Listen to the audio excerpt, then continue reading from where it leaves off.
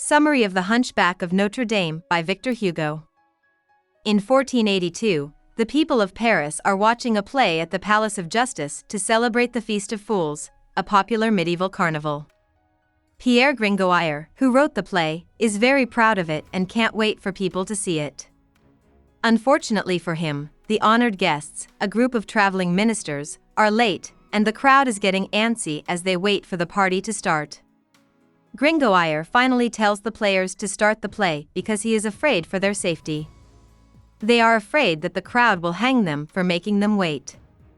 A few minutes into the opening, however, the ambassadors arrive, and the crowd is distracted by the parade of famous leaders who walk into the hall. One of these representatives is a Flemish man called Jacques Coppenole. Before he became a nobleman, he worked as a tailor, and he doesn't like how the French upper classes like to show off. Coppenole doesn't like Gringoire's play because it's boring. He tells the crowd that in his country, they celebrate the Feast of Fools with a face-pulling contest, and the person who makes the ugliest face is named the Fool's Pope. People love this idea. Gringoire's job is forgotten right away, and a face-pulling race is set up right away. The people in the crowd love all the ugly and scary faces that are on display. Finally, a winner is picked, and when the crowd sees how ugly he is, they run away in fear. The people of Paris know the man as Quasimodo, the hunchback who rings the bells at Notre Dame Church. People are scared of Quasimodo because he looks so bad, but they still make him the Fool's Pope and parade him through the streets. Gringoire looks on in shock as everyone in the hall follows this group out of the building. After the day's events, Gringoire has neither money nor a place to sleep for the night. He hasn't been paid for his play. He walks into the Place de Grève Square, where a crowd has formed around a bonfire. This is a place where people are often beaten and killed in public. A beautiful gypsy girl called Esmeralda dances for the crowd and does tricks with her pet goat, Jolly. The crowd is amazed. Gringoire sees that the Archdeacon of Notre Dame, Claude Frollo, is also paying close attention to Esmeralda. Frollo yells that Esmeralda is a witch, so she leaves the square. The Fool's Pope parade comes into the square at that moment, and when Frollo sees Quasimodo among them, he runs up to the hunchback and yells at him to leave. Quasimodo does what Frollo says, and the two men walk out of the square. Esmeralda starts to dance again, but Sister Gudule, a hermit who lives in a cell in the square and hates gypsies because she thinks they killed her child, screams that Esmeralda is a devil, and Esmeralda runs away. Gringoire follows her to see if she will show him where to sleep for the night. As Gringoire walks around with Esmeralda, he sees two guys try to attack her. Quasimodo is one of the guys, and Frollo is the other. Gringoire gets knocked down in the fight, and Phoebus, a young soldier who is the captain of the king's guards, saves Esmeralda. Quasimodo is arrested by Phoebus, but Frollo gets away, and Gringoire gets lost in the maze of streets where he followed Esmeralda. Gringoire is quickly surrounded by beggars, and he sees he is in the Court of Miracles, which is a notorious place where thieves hang out. Gringoire is taken by the crooks to their boss, Clopin Trouillefou, who wants to hang him for breaking the law. Esmeralda comes back, though, and tells Gringoire that she will marry him to save him from dying. Clopin does the wedding, which makes Gringoire happy. He then follows Esmeralda back to her house and tries to charm her. Gringoire tries to get close to Esmeralda, but she turns him down. Instead, she gives him some food, and he decides to be like a brother to her. While Gringoire is eating, Esmeralda asks him in a dream what Phoebus means, and he tells her son. Esmeralda runs to her own room and locks the door as soon as she hears this.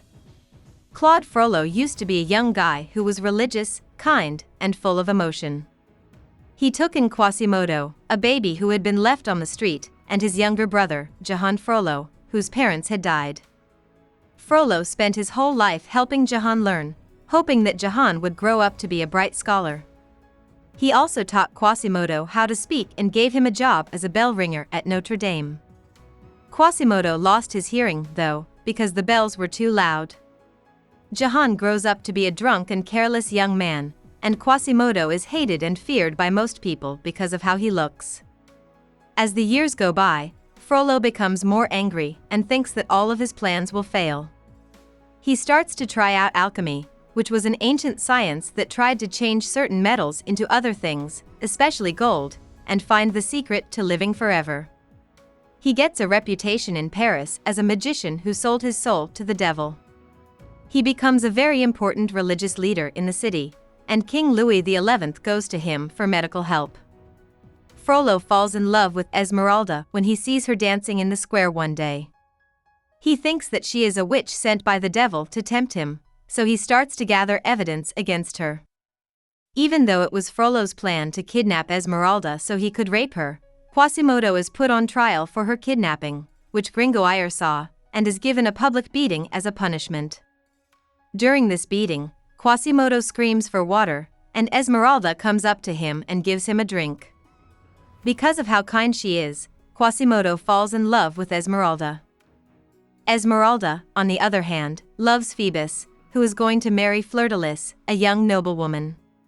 Fleur-de-Lis and her friends see Esmeralda and Phoebus dancing in the street one day.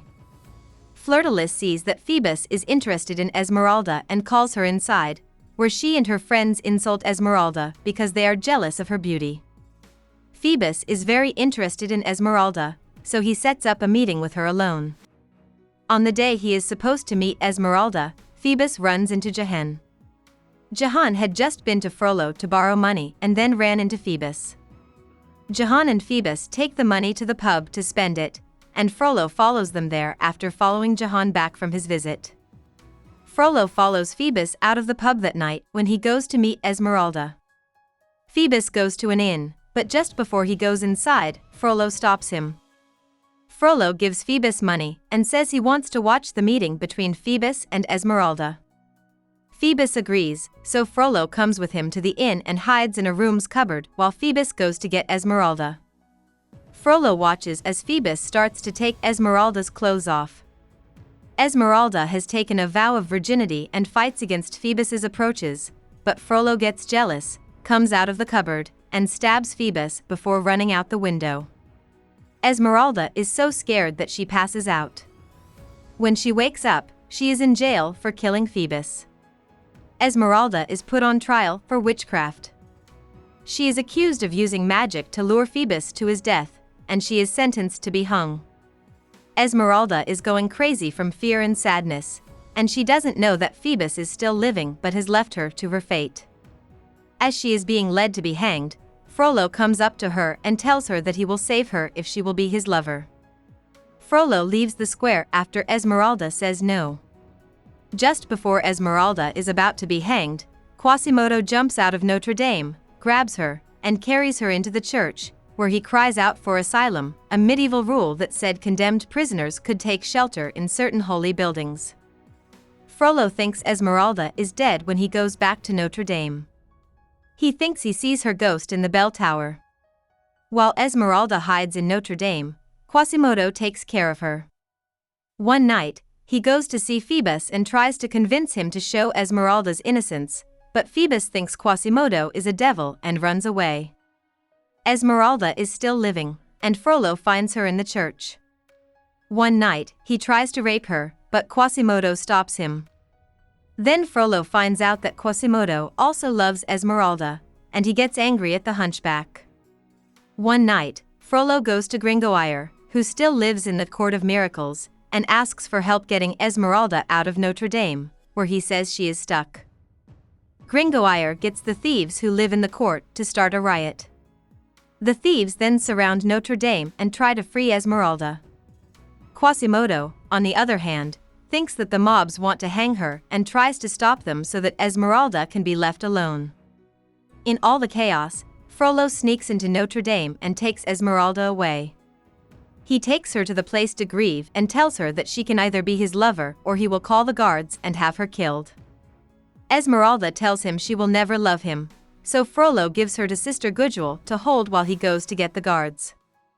Esmeralda asks Sister Gudule why she hates her so much, and Sister Gudule tells her that gypsies killed her daughter, who would have been Esmeralda's age by now. Esmeralda tries very hard to explain that she was taken by gypsies when she was a baby. She shows Sister Gudule a baby shoe, which is the only thing she has that shows who her parents were. Sister Gudule can't believe it.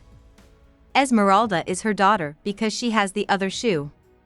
When the guards come back, Esmeralda is taken away to be hung, even though Sister Gudule tries very hard to defend her.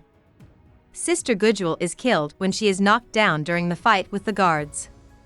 From the bell tower of Notre Dame, Frollo watches as Esmeralda is put to death. While Frollo watches, Quasimodo comes up behind him.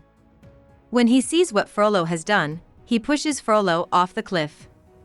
Esmeralda is buried in a mass grave, and Quasimodo leaves Notre Dame and goes to the grave with her body, where he dies of sadness. About the author. Victor Hugo was born in 1802 in the French region of Franche-Comté. His parents, Leopold and Sophie, had different political and religious beliefs. During the French Revolution in 1789, when the French monarchy was overthrown, Leopold backed Napoleon and the People's Republic, while Sophie was a strict Catholic and royalist. Leopold was an officer in the French army.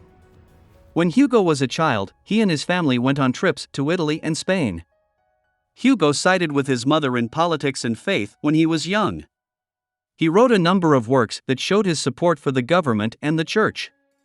But as he got older, his ideas started to change. By the end of his life, Hugo backed democracy and the idea of a people's republic to keep the king in check.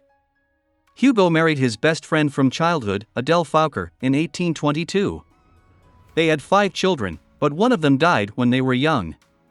Hugo had several affairs while he was married, and he moved a lot with Juliette Drouet, who had been his lover for a long time. When his oldest daughter Léopoldine died in 1843, it broke his heart. Hugo's first book came out in 1823. By the 1830s, he was a well-known poet, actor, and writer of prose.